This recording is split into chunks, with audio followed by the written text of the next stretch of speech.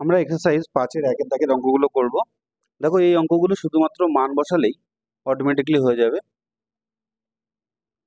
মান এখনই মুখস্থ করার কোনো দরকার নেই, কারণ মান আমরা দেখে দেখেই বসাবো, দেখতে দেখতে বসাতে বসাতে আমাদের মুখস্থ হয়ে যাবে। শুধু সাইনের মানটা মুখস্থ থাকলেই হবে। সাইন 45 1/√2। সাইন 45-এর মান 1/√2। আমরা কি করে নেব, এর স্কোয়ার করে নেব। স্কোয়ার আছে মাইনাস কোসেক 60। আমি মনে করব সাইন 60-এর মান কত, √3/2। তাহলে এটা উল্টে দেবো, 2/√3। আমার ওই মান ধরে অঙ্ক করতে হবে এরকম কোনো মানে নেই। Plus sec square 30°। আমি ধরবো কসের মান। কসের মান কত, কসের 30° মান √3/2। তাহলে এটা কি হয়ে যাবে, 2/√3।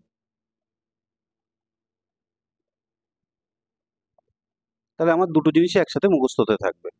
কে কার উল্টো সেই জিনিসটাও আর এই মানটাও সাথে মুখস্থ হতে থাকবে। দেখো কোনো কিছু √2 যখন থাকে তখন 1/2 হয়ে যাবে এটা অটোমেটিক্যালি, কারণ রুট উঠে যায় স্কোয়ার করলে। মাইনাস দেখো 2-এর মাথায় রুট নেই, আর এটা কি দুজনার পাওয়ারেই হবে 4, আর নিচেও কিন্তু স্কোয়ার হবে। এই পাওয়ারে হোল টু দি পাওয়ার থাকলে দুজনেই এর ভাগীদার। তাহলে √3 করলে কত হবে, 3।